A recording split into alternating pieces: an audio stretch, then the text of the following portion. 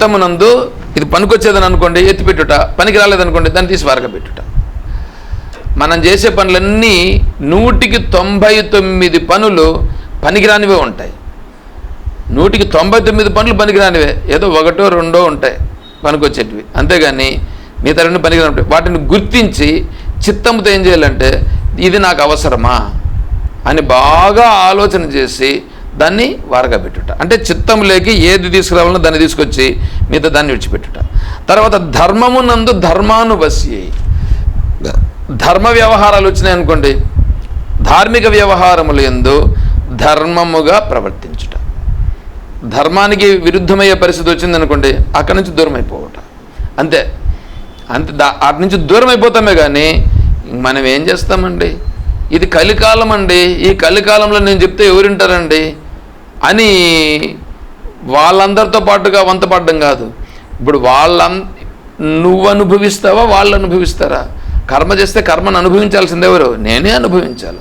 కాబట్టి కలికాలమైనా ఒకటే, కృతయుగమైనా ఒకటే, త్రేతాయుగమైనా ఒకటే, ద్వాపరయుగమైన ఏ యుగమైనా ఒకటే, చేసిన కర్మను వాడంతటా వాడు అనుభవించక తప్పదు.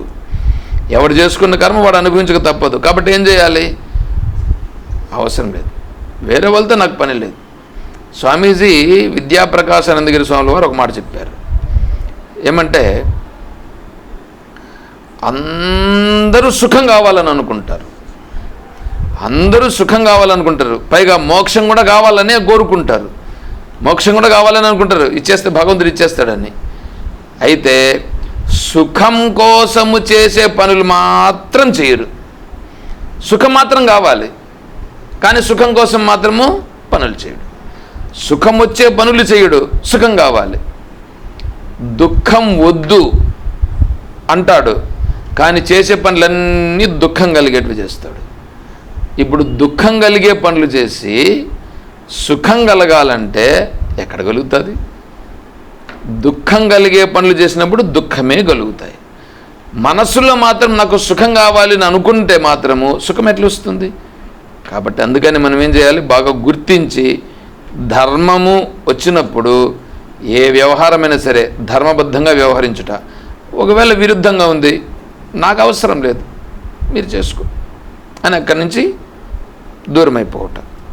తర్వాత సమ్యక్ సమాధి, ఇది చాలా చాలా దీనికి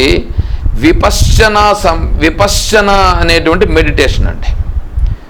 విపశ్చన అనేటువంటి మెడిటేషన్, దీంట్లో బుద్ధ భగవాను యొక్క సాంప్రదాయంలో ధ్యానానికి చాలా ప్రాధాన్యం ఉంటుంది.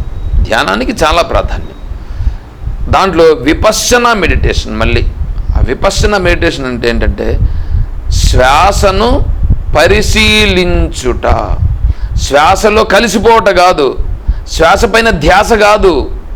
బాగా గుర్తుపెట్టుకోండి, శ్వాస పైన ధ్యాస కాదు, శ్వాసను పరిశీలించుట. శ్వాసను పరిశీలిస్తే ఏమవుతుందంటే పరిశీలించే నేను సాక్షిని అనేటువంటిది దృఢమవుతుంది. అదే ఇప్పుడు మనం పొద్దున్నే మామూలుగా ఇక్కడ చేసేటువంటి ధ్యానమునందు అది చేస్తుంటాం. సరే, సమ్యక్ సమాధి అకుశల ధర్మములను విడిచిపెట్టి ఎత్తుకుంటాను చూడండి. సమ్యక్ సమాధిని అంటే నీకు సమాధి కలగాలంటే నీ మనస్సులో పనికిరానటువంటి భావాలన్నీ నీ మనసులో ఉంటాయి బాబు.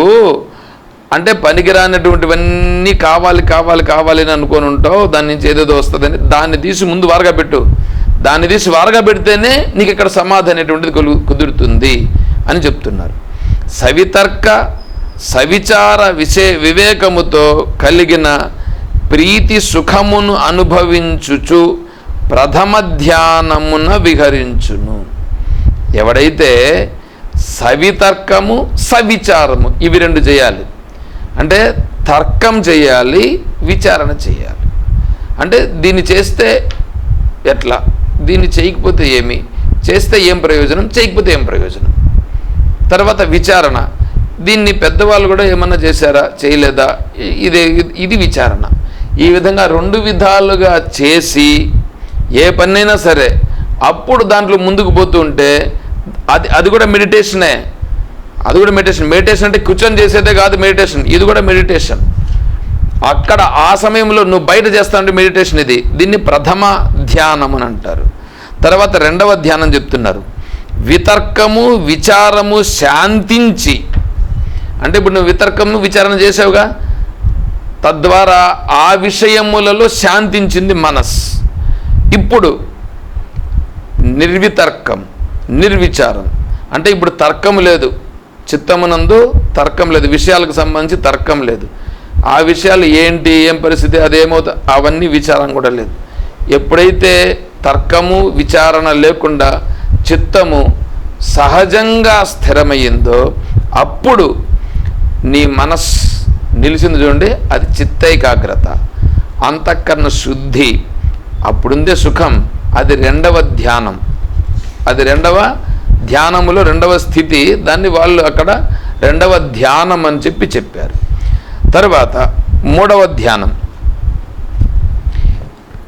ఇప్పుడు ప్రీతి ఉంటుంది. ఎందుకంటే ఇప్పుడు ధ్యానం చేస్తున్నాడు కదా, ఈ ధ్యానము చేయుట యందు కూడా ప్రీతి ఉంటుంది.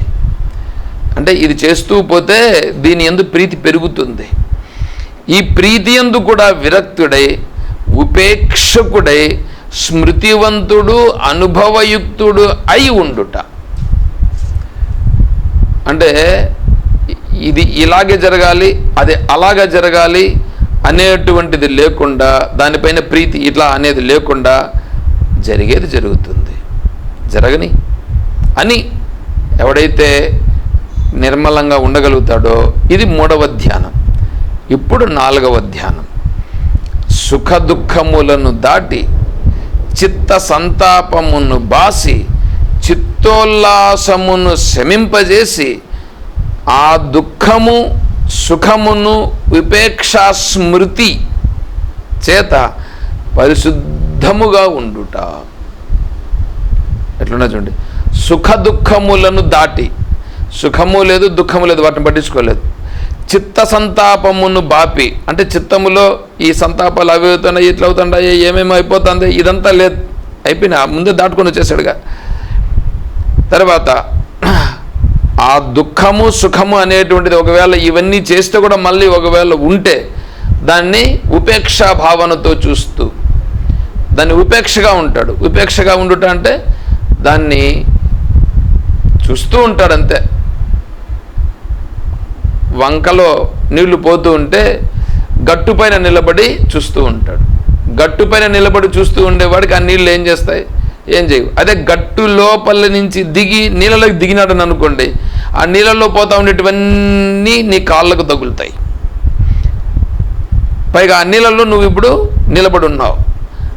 అలాగే ఈ విషయాల్లోకి దిగితే ఆ విషయాలన్నీ నీకు పట్టుకుంటాయి.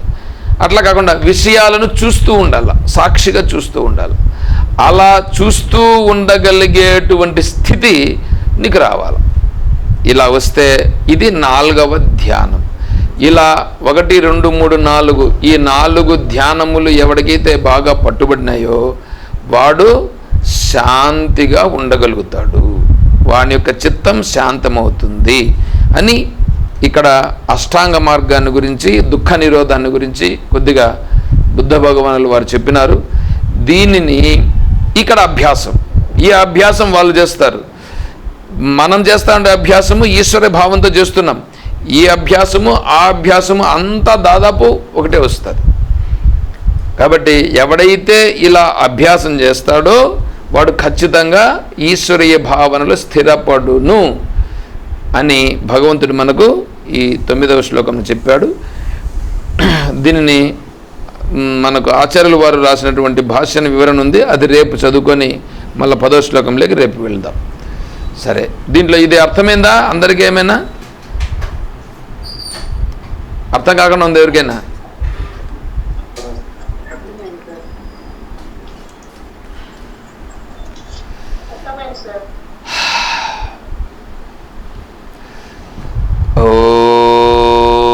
ఓం తత్సత్. ఓం సర్వం శ్రీ సద్గురుచరణారవిందార్పణమస్తు. ఓం అసతో మా సద్గమయ, तमसो मा ज्योतिर्गमय ॐ मृत्योर्मा अमृतं गमय ॐ शान्तिः शान्तिः शान्तिः हरिः ॐ तत्सद् ॐ सर्वं श्री सद्गुरु चरणारविन्दार्पणमस्तु। ॐ जय बोलो श्री कृष्ण परमात्मा की जय, बोलो गीता माता की जय, बोलो भक्त मंडली की। हर नमः पार्वती पतये। जय सीताराम। हरि ओम तत्सत्। ओम।